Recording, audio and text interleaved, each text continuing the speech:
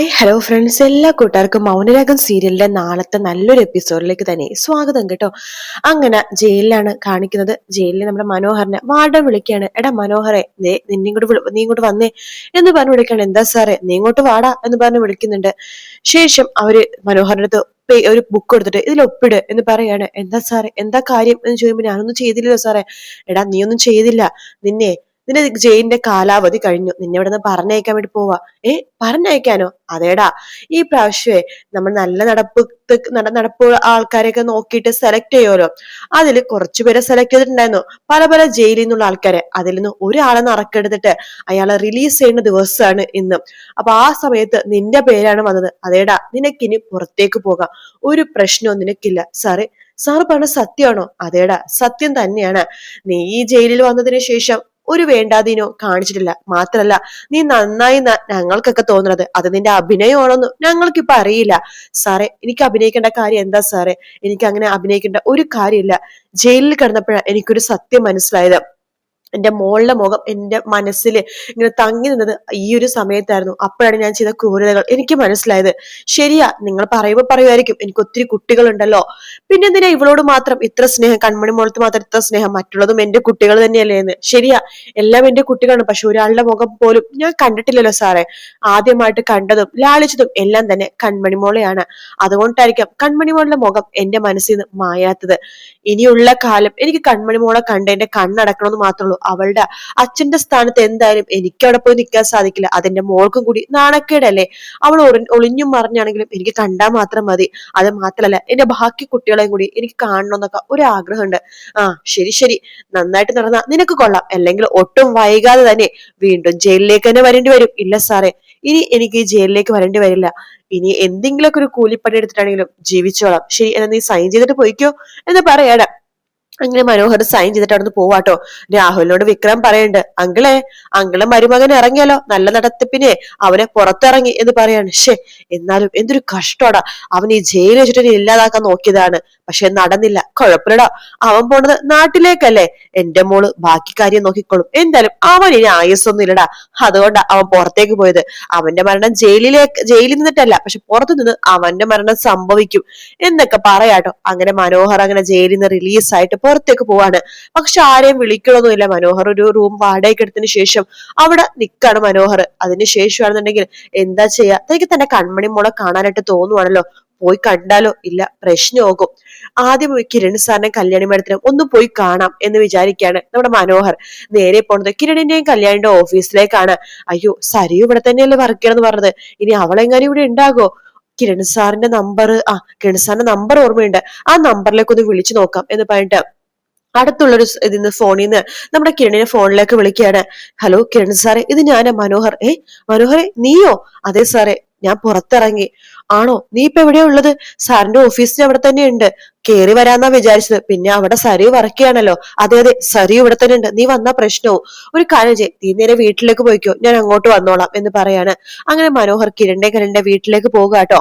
കല്യാണി അടുത്ത് കിരൺ പറയുന്നുണ്ട്, കല്യാണി, അവൻ മനോഹർ പുറത്തിറങ്ങിയെന്നു. അതെ, അവനിപ്പോ പ്രശ്നക്കാരനല്ലല്ലോ, അവനെ പുറത്തിറക്കി എന്ന് പറയാണ്. അതെയോ? എന്നാ കിരണിട്ടൊന്ന് പോയി കാണ്, അവനെന്തെങ്കിലും സഹായം വേണമെങ്കിൽ ചെയ്തു കൊടുക്ക്. എന്നാലും സരു ഇപ്പൊ അവനെ കാണാതിരിക്കണേ നല്ലത്. സരുവിനെ വീണ്ടും തലക്ക് വട്ടുപിടിക്കും അവനെ കണ്ടു കഴിഞ്ഞാൽ. അറിയാൻ കല്യാണി, ഞാൻ പോയിട്ട് എന്താ നോക്കിയിട്ട് വരാം എന്നൊക്കെ പറയാണ്. ശേഷം നാട്ടിലെത്തിയ മനോഹർ പല കഥകളും അറിയാണ്. ഗംഗപ്രസാദ് കാണിച്ചു കൂട്ടിയ കാര്യങ്ങളൊക്കെ മനോഹർ അറിയാട്ടെ. മാത്രല്ല, ഗംഗ അവിടെ എവിടെയൊക്കെ ഉണ്ടെന്നും മനോഹറിന് മനസ്സിലാവുന്നുണ്ട്. കിരൺ കാര്യങ്ങളൊക്കെ പറയുന്നുണ്ട്. പിന്നെ പറയുന്നുണ്ട്, നീ മര്യാദക്ക് ജീവിക്കുകയാണെങ്കിൽ നിനക്ക് കൊള്ളാം, നിനക്കൊരു വീടെടുത്ത് തരാം, പക്ഷെ ഒരിക്കലും ഞങ്ങൾ നിന്റെ കൂടെ സഹായത്തിനുണ്ടെന്ന് സരയു അറിയരുത് എന്നൊക്കെ പറഞ്ഞ് മനോഹറിനെ സഹായിക്കുകയാണ് നമ്മുടെ കിരൺ കേട്ടോ. പക്ഷെ മനോഹറിനെ ആണെങ്കിൽ ഇവരെല്ലാരും കൊല്ലാൻ നടക്കുന്ന ഗംഗപ്രസാദ് ഉണ്ടല്ലോ, അവൻ ഇല്ലാതാക്കാനാണ് മനോഹറിന്റെ ആ ഒരു തീരുമാനം. കാരണം വേറൊന്നുമല്ല, തനിക്കിനി ജീവിച്ചിട്ട് കാര്യമൊന്നുമില്ല. പക്ഷെ തന്റെ മകളെയും ഭാര്യേനെയൊക്കെ ഇപ്പൊ സംരക്ഷിക്കുന്നത് കിരണും കല്യാണിയാണ്. അപ്പൊ അവർക്ക് ആപത്തായിട്ട് ഒരുത്തൻ ഇപ്പൊ നാട്ടിലിറങ്ങിയിട്ടുണ്ട്. അവർക്ക് നല്ല എല്ലാവർക്കും ആപത്തായ ഒരുത്തൻ ഗംഗപ്രസാദ്. അവൻ എങ്ങനെയും തപ്പിപ്പിടിച്ച് കണ്ടെത്തിയിട്ട് അവന്റെ കൂടെ നിൽക്കണ പോലെ കാണിച്ചിട്ട് അവനങ്ങോട്ട് ഇല്ലാതാക്കിയാലോ എന്ന് മനോഹറിനും ഒരു തോന്നൽ വരുവാട്ടോ. അങ്ങനെ മനോഹറും കിരണിന്റെയും കല്യാണിന്റെയും കൂടെ തന്നെ നിൽക്കാണ് ഗംഗേനെ ഇല്ലാതാക്കാനായിട്ട്. അതേസമയം നമ്മുടെ അമലുവിനെയും അതുപോലെ തന്നെ വേലുവിനെയും നമ്മുടെ മൂപ്പത്തിനെയും കൂട്ടിക്കൊണ്ട് കല്യാണിയാണെന്നുണ്ടെങ്കിൽ കാർത്തികയുടെ വിവാഹത്തിന് വരുവാണ്. അപ്പൊ ഇങ്ങനെ വള്ളത്തിൽ കയറുമ്പോഴും വീട്ടിലെത്തുമ്പോഴേക്കും കല്യാണി ശ്രദ്ധിക്കണതല്ല അമലുവിന്റെ തന്നെയാണ് കേട്ടോ. കല്യാണി പ്രൊമോയിൽ ഇടക്കിടക്ക് തിരിഞ്ഞു തിരിഞ്ഞു നോക്കുന്നില്ലേ, അത് അമലുവിന്റെ മാറ്റത്തിലൊക്കെ നല്ല വ്യത്യാസം തോന്നുന്നുണ്ട് കല്യാണിക്ക്. അങ്ങനെ കല്യാണിയാണ് ആ സത്യം അമലുവിനോട് ചോദിക്കുന്നത്. നിനക്ക് എന്തെങ്കിലും കുഴപ്പമുണ്ടോ? അല്ല, നീയും ഗംഗപ്രസാദും തമ്മിൽ ചെറിയ അടുപ്പുണ്ടെന്നൊക്കെ കിരണേട്ടനും വേലും ഒക്കെ പറഞ്ഞിട്ടുണ്ടായിരുന്നു എന്നോട്. നിന്നെ ഞാൻ തെറ്റൊന്നും പറയില്ല, കാണാൻ കൊള്ളാവുന്നതും പിന്നെ കുറച്ച് പഠിപ്പുള്ളതും നാട്ടിൽ നിന്ന് വന്ന് സംസാരശേഷിയിൽ എന്നൊക്കെ പറഞ്ഞിട്ട് നിന്റെ വിശ്വാസം നേടി പറ്റുകയാണ് ഗംഗപ്രസാദ് ചെയ്തത്. അതുകൊണ്ടിട്ടാണ് ഞാൻ നിന്നോട് വീണ്ടും വീണ്ടും ചോദിക്കുന്നത്, നിനക്ക് ഇങ്ങനെ എന്തിനും ചതി എന്തിനും പറ്റിയോ മോളെ എന്ന് കല്യാണി ചോദിക്കുമ്പോഴേക്കും അതെ സത്യങ്ങളൊക്കെ കല്യാണി എടുത്ത് പറയാണ് നമ്മുടെ അമലു കേട്ടോ. ഈ സത്യം അറിഞ്ഞപ്പോ തന്നെ ഞാൻ ആദ്യം മരിക്കാൻ വേണ്ടി നോക്കിയതാണ്, പക്ഷെ വേലു സമ്മതിച്ചില്ല. എനിക്ക് എന്റെ വേലുവിനെ മനസ്സിലാക്കാത്തതിന് മലദൈവങ്ങൾ തന്ന ശാപമാണ് എന്റെ ജന്മം എന്നൊക്കെ പറഞ്ഞ് കരയാണ്. അപ്പോ കല്യാണി പറയണ്ട്, ഷോ എന്നാലും ഇത് ഭയങ്കര ഒരു അബദ്ധമായി പോയല്ലോ മോളെ. ആരാണെങ്കിലും ഇപ്പൊ എത്ര വിശ്വാസമുള്ളതാണെങ്കിലും നിനക്ക് കല്യാണം കഴിഞ്ഞവരൊന്ന് കാത്തിരിക്കായിരുന്നു. എന്തിനാണ് അവന്റെ വിശ്വാസം, അവനങ്ങനെ പല കാര്യങ്ങളും പറഞ്ഞപ്പോ നീ അങ്ങനെ വിശ്വസിക്കാൻ പാടില്ലായിരുന്നു. ഇപ്പൊ നോക്കിക്കേ, അവന്റെ കുഞ്ഞ നിന്റെ വയറ്റില്, എനിക്ക് വേണ്ടെന്ന് പറയുമ്പോ അങ്ങനെ പറയാൻ പാടില്ല. അവന്റെ കുഞ്ഞാണെങ്കിലും ഇതിന്റെ പാതി എന്ന് പറഞ്ഞത് നീയും കൂടിയല്ലേ. അതുകൊണ്ട് കുഞ്ഞുങ്ങൾ ഒരിക്കലും നമ്മൾ അങ്ങനെ പറയാൻ പാടില്ല. ഈ കുഞ്ഞ് നിന്റെയാണ്. പക്ഷെ ഇതിനിപ്പോ വേലുവിനോട് പറഞ്ഞ് മനസ്സിലാക്കണം. എനിക്ക് തോന്നുന്നത് വേലു നിന്നെ വിവാഹം കഴിക്കാൻ സമ്മതിക്കും തന്നെയാണ് എനിക്ക് തോന്നുന്നത്. നിന്നെ അത്രമാത്രം ഇഷ്ടമാണ് വേലുവിന് എന്നൊക്കെ പറയുന്നുണ്ട് കല്യാണി. കല്യാണി ഈ കാര്യം കിരണിനോട് പറയുന്നുണ്ട്. കിരൺ ഇതിങ്ങനെ വേലുവിനോട് പറയുമെന്ന് ആലോചിച്ചുകൊണ്ടിരിക്കുകയാണ്. ശേഷം കിരൺ തന്നെയാണ് ഈ കാര്യം വേലുവിനോട് പറയുന്നത് കേട്ടോ. വേലുക്ക് ആദ്യം ഒരുപാട് വിഷമവും കാര്യമൊന്നൊക്കെ ഉണ്ടെങ്കിലും ശരിയാ, ഇനിയിപ്പോ അവളെ ഏറ്റെടുക്കാൻ ആരും വരില്ല. താൻ ഒരുപാട് സ്നേഹിച്ച പെണ്ണല്ലേ, അവൾക്കൊരു ചതി പറ്റി, സാരില്ല, എന്തായാലും അവളെ വിവാഹം കഴിക്കാം. അവൾക്ക് ഉണ്ടാവുന്ന ആ കുഞ്ഞ് തന്റെ കുഞ്ഞായിട്ട് വളർന്നാ പോരെ, ലോകമെമ്പാടും അത് എന്റെ കുഞ്ഞാണെന്ന് അറിഞ്ഞാ പോരെ, കാട്ടിലുള്ളവരും അങ്ങനെ തന്നെ വിശ്വസിച്ചാൽ മതി എന്ന് വേലു മനസ്സിൽ വിചാരിക്കുകയാണ്. അങ്ങനെ വേലുവിന്റെ കുഞ്ഞെന്ന രീതിയിലാണ് ഗംഗപ്രസാദിന്റെ കുഞ്ഞ് ജനിക്കുന്നതും വളരുന്നതും എല്ലാം തന്നെ കേട്ടോ. അതേസമയം നമ്മുടെ സരിയും ഷാരിയും കൂടി കാർത്തികനെ കാണാൻ വേണ്ടി വരുന്നുണ്ട്. അവർക്കൊരു ഗിഫ്റ്റ് ഒക്കെ കൊടുക്കുകയാണ്. അപ്പോ കാർത്തിക പറയണ്ട, അയ്യോ ഇതിന്റെ ആവശ്യമൊന്നും ഉണ്ടായിരുന്നില്ല, നിങ്ങൾ വന്നല്ലോ അത് തന്നെ സന്തോഷം എന്ന് പറയുമ്പോ അതേ മോളെ ഷാരി പറയണ്ട, അതേ മോളെ വേറൊന്നുമല്ല, ഗിഫ്റ്റ് തരണമെന്ന് പറഞ്ഞതേ എന്റെ മോളാണ്.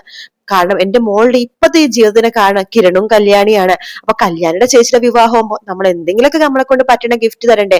ഇതേ എന്റെ മോള് സരിയു തന്നെ കിരണിന്റെ കമ്പനി ജോലി ചെയ്ത് ഉണ്ടാക്കിയ പൈസ കൊണ്ട് മേടിച്ച ഗിഫ്റ്റ് ആണ് കേട്ടോ. അതുകൊണ്ട് ഈ ഗിഫ്റ്റിനെ കുറച്ച് മാറ്റം കൂടും. ശരിയാ, സരിയുന് ഇപ്പൊ എനിക്ക് ശരിക്കും മനസ്സിലാവുന്നുണ്ട്, സരിയുവിന് ഒരു ചതി പറ്റി. സരിയുവിന് പഴയ ഒരു പാസ്റ്റ് ഉണ്ടായിരുന്നു, അതൊക്കെ മാറി പുതിയ സരിയു ആയപ്പോ എനിക്ക് സരിയു എന്റെ കൂടപ്പിറപ്പിനെ പോലെ തന്നെയാട്ടോ. നിങ്ങൾ വിവാഹത്തിനൊക്കെ വരില്ലേ, വരും മോളെ. പക്ഷെ എല്ലാവർക്കും വിവാഹമാണെന്നുണ്ടെങ്കിലും മനസ്സിലൊരു വിഷമമാണ് അല്ലേ. അതെ, എങ്ങനെ വിഷമിക്കാതിരിക്കും ആന്റി. ആ ഗംഗ അവൻ മരിച്ചിട്ടില്ല, പുറത്തിറങ്ങിയെന്നല്ലേ പറയണത്. അതെ, ഇനി എല്ലാവരും സൂക്ഷിക്കണം, പ്രത്യേകിച്ച് മോള് ലക്ഷ്മി അമ്മേ. കല്യാണി കിരണും പറയണ പോലെ നീ ഇവിടെ നിന്ന് ഇവിടെയും പോകരുത് കേട്ടോ മോളെ. കാരണം ആ ഗംഗ എവിടെയാണ് ഏത് വേഷത്തിലാണ് വരണേന്നൊന്നും പറയാൻ പറ്റില്ല. പിന്നെ കല്യാണ മണ്ഡപത്തിൽ പൂക്കാരന്റെയോ അതുപോലെ തന്നെ പൂജാരിയുടെയോ എന്തിന് അവിടെ വിളമ്പാൻ നിൽക്കുന്ന ആളായിട്ട് അവൻ വരാൻ ചാൻസ് ഉണ്ട്. അതുകൊണ്ട് മോള് ശ്രദ്ധിക്കണം എന്നൊക്കെ പറഞ്ഞിട്ട് ഷാരിയും സരിയും ഒക്കെ അവിടെ നിന്ന് പോകുക കേട്ടോ. എന്തായാലും കാത്തിരുന്നവരെ കാണാം. വീഡിയോ ഇഷ്ടപ്പെട്ടാൽ ലൈക്ക് ചെയ്യുക, സബ്സ്ക്രൈബ് ചെയ്യുക, കമന്റ് ചെയ്യുക. മറ്റൊരു വീട്ടിൽ വരാം friends. Take care, bye bye.